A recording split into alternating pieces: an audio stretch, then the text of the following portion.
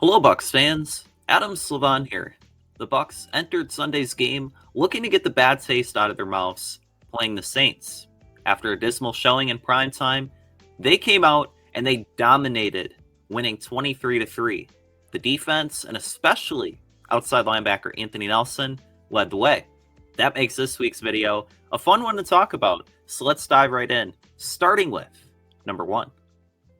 To paraphrase Big Sean, the Bucs took an L on Monday night, but they bounced back in the Big Easy. Credit for this victory needs to be given to the defense as they played their best game of the season by far. In today's NFL, allowing just 3 points in a game, that's a rarity. Number 2, head coach Todd Bowles devised quite the game plan to neutralize New Orleans. Whether it was quarterback Spencer Rattler or rookie quarterback Tyler Shuck, it didn't matter. There was no scoring on Tampa Bay's defense. Running back Alvin Kamara and wide receiver Chris Olave were among the players held to quiet days. The unit had 5 sacks, 4 takeaways, and 2 turnovers on downs. It was a complete effort to prevent them from doing anything. Number 3, of course, it all starts with Anthony Nelson. Nelly had a pick 6, forced fumble, and 1.5 sacks. Open my eyes? Yeah, and it was only just a dream. I would sing it, but YouTube copyright. Except it was a reality.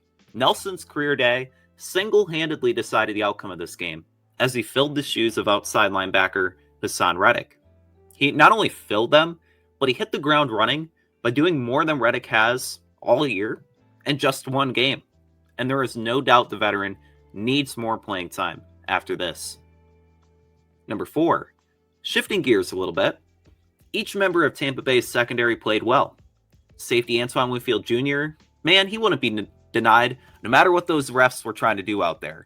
He still got his 2 takeaways, although you could argue he should have had at least 2 touchdowns. They just don't like the Bucs, do they? Winfield led the charge among the defensive backs, and, number 5, cornerback Jamel Dean made another scene. He forced the fumble that Tweez recovered, and it was really a solid showing by every defensive back in red and pewter. Cornerback Zyon McLaughlin, he played tight coverage throughout. Safety Tyke Smith, he showed physicality from the first snap. And nickelback Jacob Parrish, he had 5 tackles and a sack too. So every single member of the back end, they played phenomenal. Number 6, outside linebacker Yaya Diaby and inside linebacker Servassier Dennis also deserve mentions. It's not hard to see that Diaby is ascending and stringing together some quality performances. Don't look now, but he has 3.5 sacks in the last 3 games. Dennis, he has 2 sacks in the last 2 games and looked a lot better holding down the middle of the field. How he plays during the second half of the year, that's going to no doubt determine his future role. Number 7, as lights out as the defense was, the offense was not so hot in there. Quarterback Baker Mayfield, he couldn't get it going. Left tackle Tristan Wirfs, he didn't look like himself guarding defensive end Chase Young. So the offense, they're going to need to improve over the bye week. And that play calling, Josh Gazard, he's a rookie OC, so cut him some slack, but it wasn't like it has been in previous weeks. And after only scoring 9 points against the Lions, the only offensive touchdown they had in this one was by running back Sean Tucker. Number 8, Tucker, he didn't have deja vu in the Bayou, but the carries between him and running back Rachaad White were a lot more evenly split. White had 13, Tucker had 12. That was encouraging for however long they need to fill in for running back Bucky Irving. Number 9, I can't help it. I love talking about kicker Chase McLaughlin. McLaughlin, that man can't miss, especially from distance. He had 3 field goals of 50 yards or beyond, making him 8 for 8 this season on kicks from such distance. You need somebody to go out there and score points for you. You put out money, McLaughlin. He's going to cash it in. And for an offense that struggled to consistently move the ball down the field, much less punch it in from a yard out, he was their guy.